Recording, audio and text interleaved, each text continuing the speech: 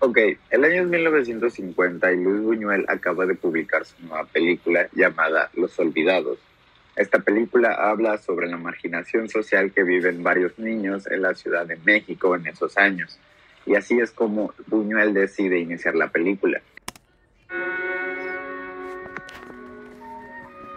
Las grandes ciudades modernas, Nueva York, París, Londres, esconden tras sus magníficos edificios hogares de miseria que albergan niños malnutridos, sin higiene, sin escuela, semillero de Con futuros. esto nos cuenta una verdad incómoda que ningún patriota le gustaría admitir de las urbes de su propia nación, menos cuando es el caso de aquellas galardonadas con el título de cunas del desarrollo humano. En estas situaciones, la mente colectiva prefiere ocultar el recuerdo de sus marginados tras una capa de romanticismo optimista con tal de endulzar su realidad social, construyendo así una fachada falsa que termina invisibilizando injusticias sistemáticas, a la vez que obstaculiza el progreso que puede hacer que éstas dejen de perpetuarse. Es gracias a artistas atrevidos que buscan destruir discursos propagandísticos de este tipo que podemos reflexionar sobre nuestro contexto. Uno de esos artistas es Matthew Kassovitz, quien a inicio de los 90 se decide a crear una pieza cinematográfica que encapsule el descontento que vivían los bajos estratos sociales de París. Con toda la fuerza policíaca, sus luchas y su estilo de vida como inspiración directa, crea un largometraje frenético llamado La Haine. Mais l'important, c'est pas la chute, c'est l'atterrissage.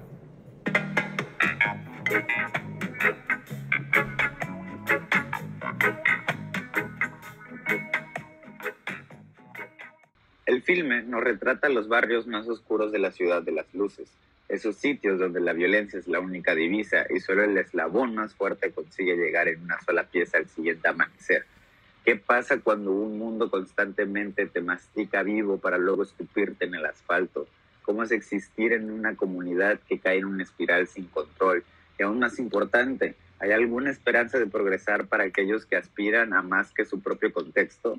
Estas preguntas son puestas sobre la mesa nada más arrancar la película, que sin previo aviso nos arroja en un ambiente caótico dominado por las energías anarquistas, rápidamente tomando rumbo hacia nuestra premisa central, la crónica de un día en la vida de un grupo de jóvenes, quienes decididos a forjar su propio destino, están dispuestos a hacer lo que sea por realizar sus anhelos más profundos.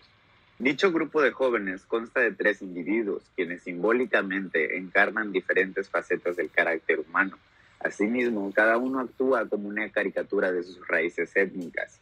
Esto con el propósito de representar a los grupos de inmigrantes que conformaban el grueso poblacional reunido en los condominios a las afueras de París de ese tiempo. De la triada, el personaje más energético y aportador de caos a cada eventualidad fácilmente es Vincent, quien por su cualidad agresiva se lleva a los reflectores la mayor parte del tiempo que está en la pantalla. Su personalidad pareciera estar basada en la frase del activista mexicano Flores Magón: la rebeldía es la vida, la sumisión es la muerte. Pues su pensar está impregnado de anarquía tanto explosiva como desmedida, levantarse ante todo y todo lo que refleja un mínimo sentido de autoridad es casi una necesidad fisiológica, rasgo notable desde que lo conocemos, pues nada más salir de su habitación planta pelea con su propia abuela y con su hermana. De forma simplificada, es un anarquista cuya impotencia de controlar las situaciones en las que le tocó nacer lo carga de un odio hacia toda fuerza mayor. Por otro lado, encontramos a Hubert, el integrante a cargo de aportar el raciocinio al grupo. Se presenta como un muchacho de carácter templado, con aspiraciones atléticas, en concreto las de ser un boxeador profesional. Asimismo, se lo observa con una conciencia social, pues en su cuarto podemos encontrar fotos de figuras prominentes del movimiento de los derechos humanos en Estados Unidos. Es por este dote reflexivo que funge como una fuerza opuesta a Vince, llegando a tener constantes disputas con él sobre la lógica de las motivaciones que están atrás del actuar de cada uno. Una secuencia que ejemplifica verdaderamente esta disparidad ideológica es que Vince cambia la frase "el mundo es suyo" por "el mundo es nuestro", resaltando de esta manera su actitud de tomar la vida por las riendas, aunque esta acción no lo lleva a nada prolífico, mientras Hubert reflexiona sobre ella en lo que pareciera más una mortificación que una fuerza conductora a tomar una acción que cambie su calidad de vida. De todos modos, ambos sujetos terminan enajenados en su propia percepción, como ruido detrás de la cabeza de cada uno, mientras continúan comportándose irresponsablemente. Después tenemos al mediador de estas dos fuerzas, Said, un árabe de corta estatura que pone en marcha la historia en una toma donde aparece abriendo los ojos, como si estuviera naciendo en ese momento dentro de los confines de la película.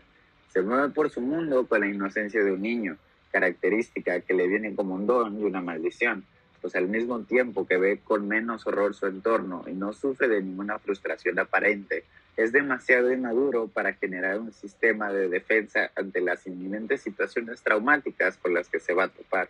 Para poder entender cómo se desarrollan los sucesos en el filme, la escena del auto es esencial, pues ejemplifica perfectamente los axiomas que guían el destino de los personajes.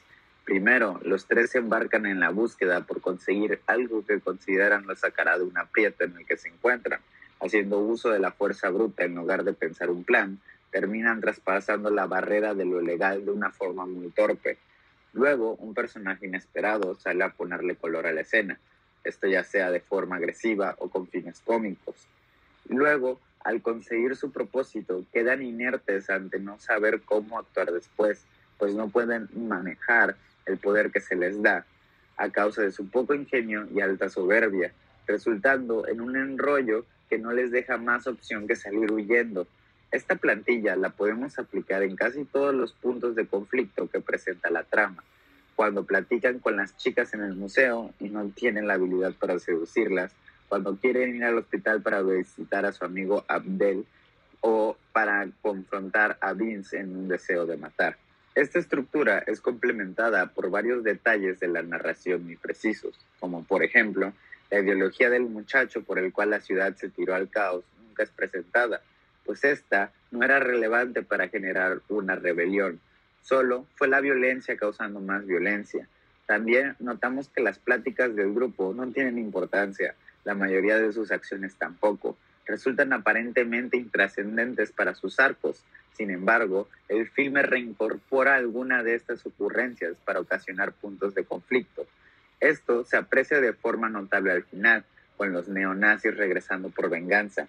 Gracias a esto, el tono varía desde una comedia juguetona a un estudio de personaje un poco más serio, aunque esta faceta nunca llega a consolidarse del todo, pues todas las discusiones entre Vincent y Hubert tienen la misma estructura de diálogo.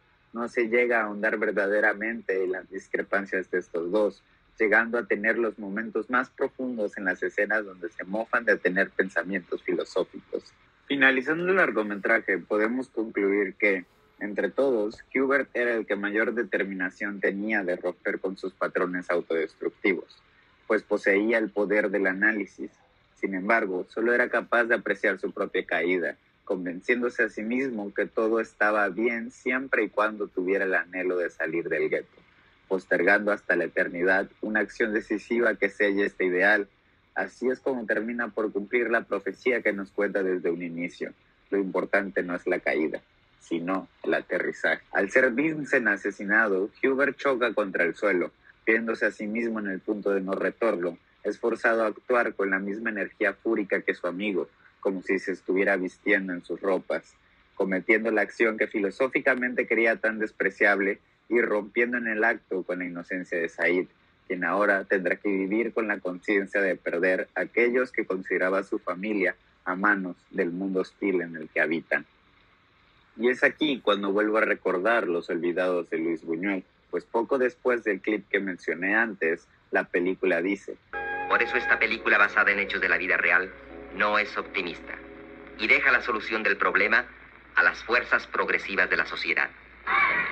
Y es, creo, lo que justo pasa en La Haine, porque una película no tiene que mostrarnos necesariamente cómo corregir problemas sistemáticos ni cómo se solucionan, pero tal vez puede ofrecernos un claro espejo en el cual vernos reflejados y saber en qué nos falta progresar y a dónde tenemos que ir como sociedad.